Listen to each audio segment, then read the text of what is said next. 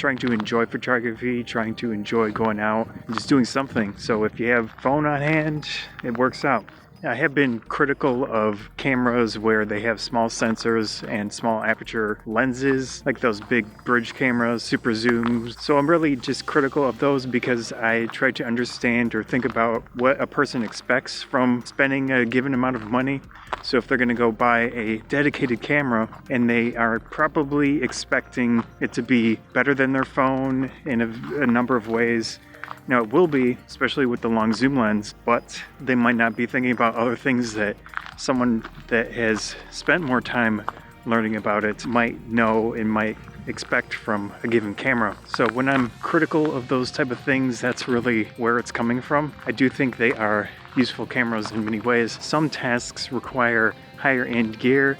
If you're doing things professionally, of course, you probably want to use high quality equipment that you can expect a certain level of quality from. So your lenses, larger aperture maybe, that way if you use a smaller aperture you'll probably get higher quality from that lens or a larger sensor. Just things like that where it does make a difference. You just have to know and learn what will work best for the given situation, for what you're trying to do. Let's talk a little bit about a phone as a camera. What does it give you? It gives you a small size, most likely. It gives you a touch interface. So with that, ergonomics are important in a camera, in my opinion. I think that's one of the most important things. If you're looking for a camera, try to get your hands on it and try to use it. Ergonomics, in my opinion, are not good at all with phones for photography. You have the touch interface, but it's difficult to use, especially in cold situations like this in the winter. The phone's just going to be really challenging to use. Your gloves might have the touch capability to them, like these, but still it's difficult. So that's a big drawback for phones, is that ergonomics. You look at the bridge cameras, they're all in one. The drawbacks would be the small sensor size, because if you want a huge zoom lens on a bridge camera, you're not going to be mounting a large sensor in there because it's just, the lens will be much larger as well. So those are the drawbacks of something like that. I think one of the main skills to learn with all of that is understanding what will work best for what you're trying to do. This is super crunchy loud. One of the things I do with my YouTube channel is I try to promote casual photography. If you like walking around, take a camera out with you and get some photos in, enjoy that along with it. It doesn't always have to be focused on professional stuff. I don't see anything wrong with photography as a hobby, as a profession, as anything. It's really up to you. The main thing is finding out what interests you the most, finding out what your goals are, and with equipment, trying to find something that works best for what you are trying to do. So if I see someone say, what's the best camera out of A or B, you gotta give me some context because I can't answer it like that.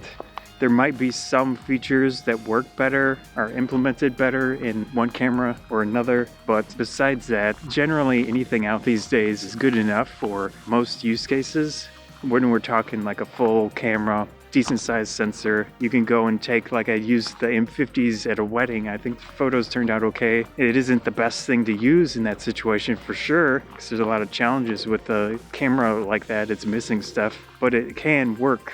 Trying to decide what's best out of A or B camera, you got to really think about it and think about what you're trying to do. See, with phones, I'm struggling to press the record on there.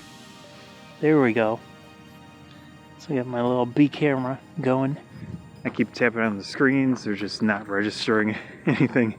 Having a camera, almost any dedicated camera, but especially ones with a lot of nice large buttons, dials, where having gloves on is so much easier. Another important aspect of the channel I'm trying to push and promote is using photography as therapeutic, and it also gets you to go out and do things. If I were not making videos, not doing photography, I wouldn't be going out in this cold weather to make a video about this. So finding a goal, finding a reason to get into photography or videography or anything that has even just a slight interest to you at the start is good. Try to embrace it, try to go for it. Little things just to test it out and see if it connects with you. So with these videos that I do, I try to show you what I'm interested in, what I do, what I focus on, and it's up to you to decide if it's something that has a similar interest to you or something that won't work out. You'll see that, and you'll see me do the things that you don't like, and you just take it for what it is, move on, find something that does connect with you.